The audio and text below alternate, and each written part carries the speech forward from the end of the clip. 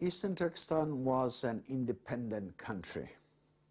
It was the most ancient land of the Turkic peoples as a whole. It was the cradle of all Turkic peoples. It was the center of Turkic culture and civilization, I would say. Biz Uygurlar muşundaq kona medeniyetke ege bayqalıq. Ama 1878 yılın tatip Çin istilası düşkenden bu yan bu medeniyet peydin pey asasen 20. asırda Komünist Xitay tarafından yokka çıkarışqa ketip bardı.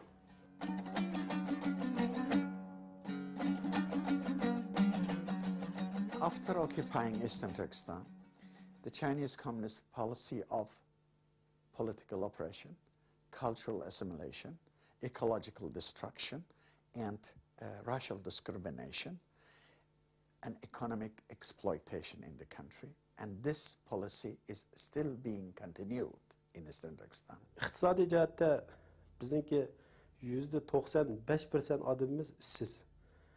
Bütünley aparatlarımızın hemisi de Xitayla işleydi. Biz berip ularga mesela Ali mektep bitkazgan o'quvchilarimiz bu bizninki xizmatga o'rinlashamgan jamiyat ishsiz bekor yurdi. Ondan keyin bizninki iqtisod yetishmaslik sababidan nurg'un bolalarimiz o'qishsiz, shundoq kichik maktablardan chiqarib olib ularni emgakka bu ishlarga amalsiz selayotgan shundoq masalalar bor.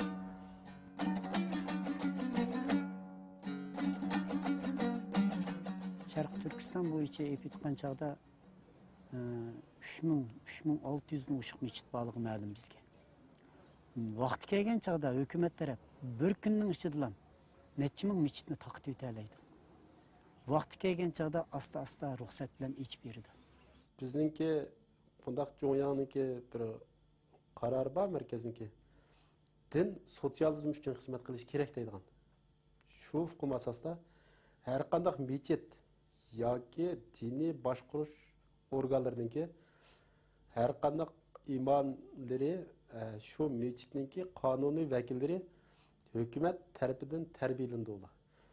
Agar u o'zining sotsialistik tuzumni, kommunistik tuzumni himoya qilib so'zlamagan imom u meçitdan chiqarilib o'tadi. Agar u teximroq, chinroq yoki sotsializmga yoki kommunizmga qarshi chinroq bir ayrim qitim so'zlab qo'ysa, o qo'lga ilindi. Qizil Xitoy kim shunga biroz qarshi bo'ldi? Yoki shu kimga ishonmaydi? Yo'msa shu berib qaytib kelgandan keyin, shuning berib kelib safariga ishonmasdan, mo'shuningni birnim chiqdi deb gumon bilan ular siyosiy kengash degan birnimni qurib olgan. Hukumatning rejimi ostida. Shu siyosiy kengashning ko'rsatgan odamlari haji qila oladi. Bizga o'xshash ixtiyori puli bor, tansaqliq bor odamlar bunda ixtiyor berib haji qilish o demokratiya uyadi yo'q.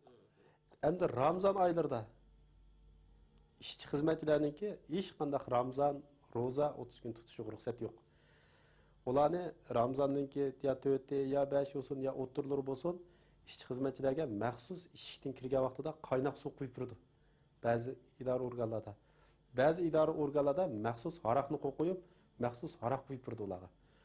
Agar shu haraq ya qaynoq suvni ichmasdan Ramazon tutganligini va hukumat organlariga bildirib qo'ysa, uni ishdan to'xtatadi. Haqiqiy diniy tarbiya berdiganlarni turmuga tashlab, etib, öldürüp, yeniden özü yalgandan dini mektep içip ulanında Komünist Partiyasının Marx Engels'ini ügütüp ulağa aş camiye çıkıp Marx Engels'le Kur'an'ın gipini, birisi Kur'an'ın yalgan gipini kıstırıp, bunun ikisini birleştirip aşını sındırdıgan Komünist Partiyasının teşvikat urgunu aylandı diye onu.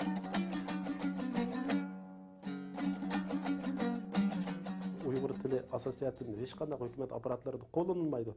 Bizning Uyghur tilimiz odatda o'zaro aloqalarni qilib qoldi hozir. Butunlay hukumat xizmatlari jihatda u butunlay xansuchi til ishlandi. Ham hozir bizning ma'rifimizni xansulashtirib ipmandi. Bundan keyin bizningki boshlang'ich maktablarimiz hozir xansuchi rasmiy kirishga boshladi. Oliy maktablarimiz bundan 5 yil burun kirishga boshlagan. Endi butunlay bizning ma'rifimiz xansulish qarab yuzlandi. In literature, cultural area, Chinese are sinicizing the literary Uyghur language. Uyghur language is one of the most, respected, important language of the Ural-Altai group. It's a very ancient Turkic language. So they are now trying to systematically assimilate, sinicize the Uyghur language.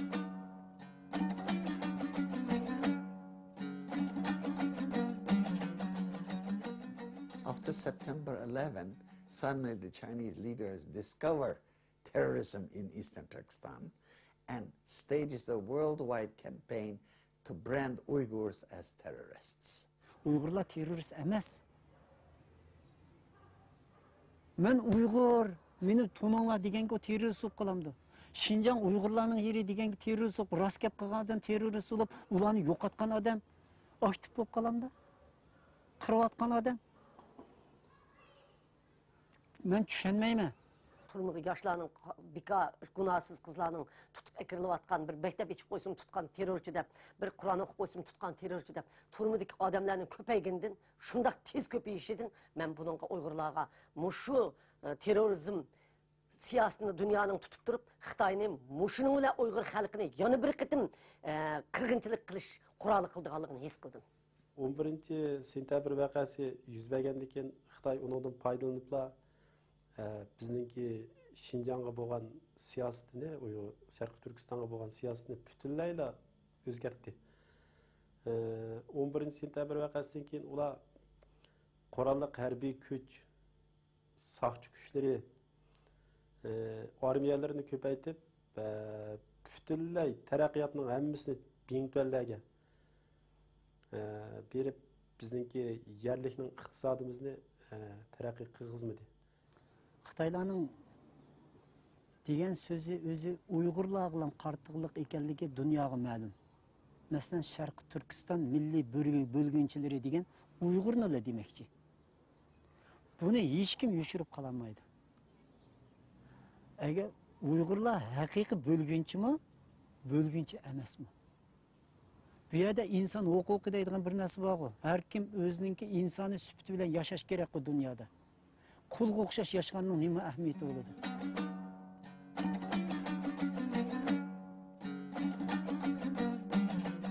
Since 1949, they have been sending Chinese settlers into Eastern Turkestan. And before 1949, this was almost 300 Chinese. Now, according to official statistics, there's more than 7 million. And my countrymen believe that this population is now at least 15 to 20 million Chinese already in Eastern Turkestan. Bir Xitay Şinjan'a çıksa, onunla hükümet tarafından adette yezilarının dehqonlari çıkıp orulasa 40 ming yuan pul bilan, ko'chish puli bilan o'ltiraqlashish puli berdi.